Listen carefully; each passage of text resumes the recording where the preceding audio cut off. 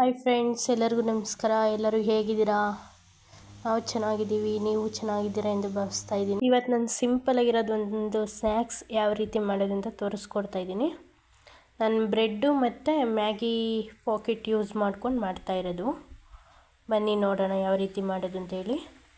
ಇನ್ನು ಯಾರು ನಮ್ಮ ಚಾನಲ್ಗೆ ಸಬ್ಸ್ಕ್ರೈಬ್ ಆಗಿಲ್ವೋ ಸಬ್ಸ್ಕ್ರೈಬ್ ಆಗಿ, ಲೈಕ್ ಮಾಡಿ, ಶೇರ್ ಮಾಡಿ. ಸಣ್ಣ ಮಕ್ಕಳಿಗಂತೂ ಮಾಡಿಕೊಟ್ರೆ ಇಷ್ಟಪಟ್ಟು ತಿಂತಾರೆ ಸಂಜೆ ಈವ್ನಿಂಗು. ಬನ್ನಿ ಈಗ ನೋಡೋಣ ಯಾವ ರೀತಿ ಮಾಡೋದು ಅಂತ. ನೋಡಿ, ಈಗ ನಾನು ಗ್ಯಾಸ್ ಹಚ್ಕೊಂಡಾಗಿದೆ. ಈಗ ಒಂದು ಬಾಣಲಿ ಇಡ್ತಾಯಿದ್ದೀನಿ. ಬಾಣಲಿ ಸ್ವಲ್ಪ ಬಿಸಿ ಆಗಲಿ.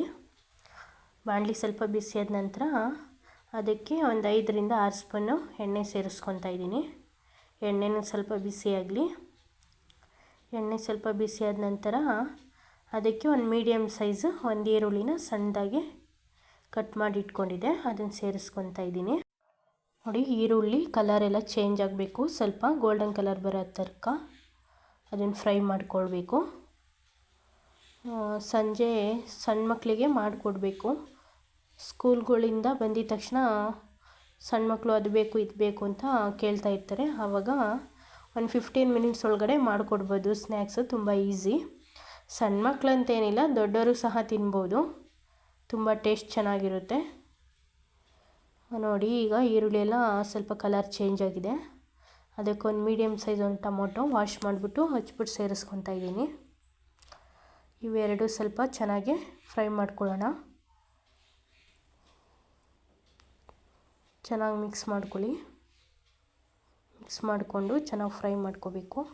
ಟೊಮೊಟೊ ಸ್ವಲ್ಪ ಸಾಫ್ಟ್ ಆಗಬೇಕು.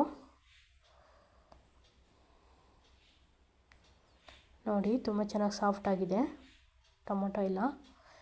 ಟೊಮೊಟೊ ಎಲ್ಲ ಸಾಫ್ಟಾಗಿ ಸ್ವಲ್ಪ ಆಯಿಲೆಲ್ಲ ಬಿಟ್ಕೊಂಡಿದೆ.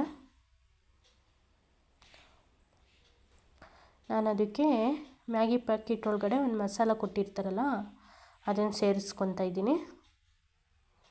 ಅದನ್ನು ಸೇರಿಸ್ಕೊಂಡು ಸ್ವಲ್ಪ ಮಿಕ್ಸ್ ಮಾಡ್ಕೋಬೇಕು. ಮಿಕ್ಸ್ ಮಾಡ್ಕೊಂಡ ನಂತರ ನೋಡಿ, ಮಿಕ್ಸ್ ಮಾಡ್ಕೊಂಡಿದ್ದಾಯಿತು. ಇದಕ್ಕೆ ನಾನು ಸ್ವಲ್ಪ ಗರಂ ಮಸಾಲ ಸೇರಿಸ್ಕೊತಾ ಇದ್ದೀನಿ. ಟೇಸ್ಟಿಗೆ ತುಂಬ ಚೆನ್ನಾಗಿರುತ್ತೆ. ನೀವು ಸೇರಿಸ್ಕೋಬೋದು, ತುಂಬ ಚೆನ್ನಾಗಿರುತ್ತೆ. ನೋಡಿ, ಈಗ ಸ್ವಲ್ಪ ನೀರೆಲ್ಲ ಸೇರಿಸ್ತಾ ಇದ್ದೀನಿ. ಅಂದರೆ ಸುಮಾರಾಗಿ ಮೀಡಿಯಮಲ್ಲಿ ನೋಡಿಕೊಂಡು ಸೇರಿಸ್ಕೋಬೇಕು. ಅದು ಸ್ವಲ್ಪ ಚೆನ್ನಾಗೆಲ್ಲ ಕುದಿಬೇಕು. ನೋಡಿ, ಎಲ್ಲ ಚೆನ್ನಾಗಿ ಕುದೀತಾ ಇದೆ. ಅದಕ್ಕೆ ರುಚಿಗೆ ತಕ್ಕಷ್ಟು ಉಪ್ಪು ಸೇರಿಸ್ಕೊತಾ ಇದ್ದೀನಿ ನಾನು. ಉಪ್ಪು ಸೇರಿಸ್ಕೊಂಬಿಟ್ಟು ಸ್ವಲ್ಪ ಮಿಕ್ಸ್ ಮಾಡ್ಕೊಳ್ಳಿ. ಅದಾದ ನಂತರ ನಾನೊಂದು ಬೌಲು, ಅಂದರೆ 3 ಪ್ಯಾಕೆಟ್ ತೊಗೊಂಡಿದ್ದೆ, ಚಿಕ್ಕವು 5 ರುಪೀಸ್ ಅವು.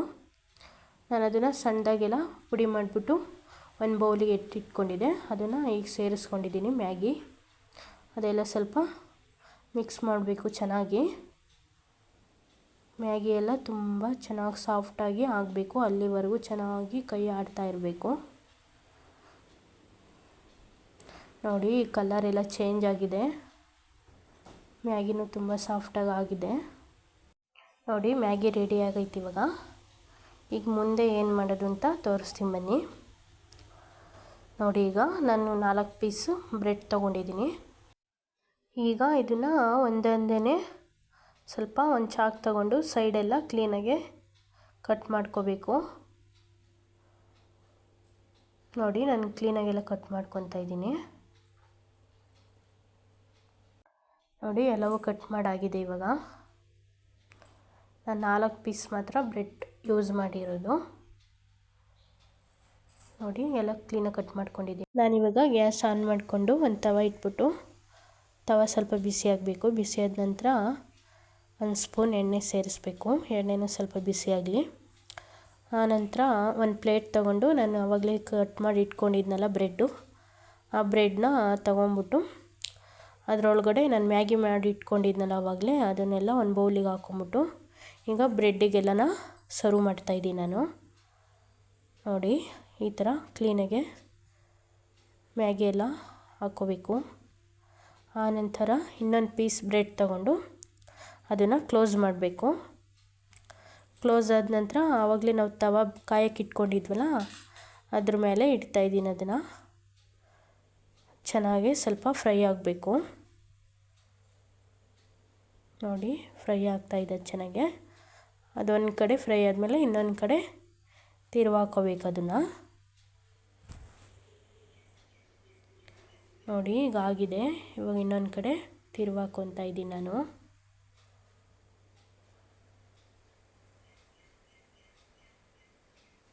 ನೋಡಿ ಜಾಸ್ತಿ ಸಿಹಿಯ ಥರ ಫ್ರೈ ಮಾಡ್ಕೋಬಾರ್ದು, ಲೈಟಾಗೆ ಫ್ರೈ ಮಾಡ್ಕೋಬೇಕು, ಚೆನ್ನಾಗಿರುತ್ತೆ ತಿನ್ನೋಕ್ಕೆ ಟೇಸ್ಟು.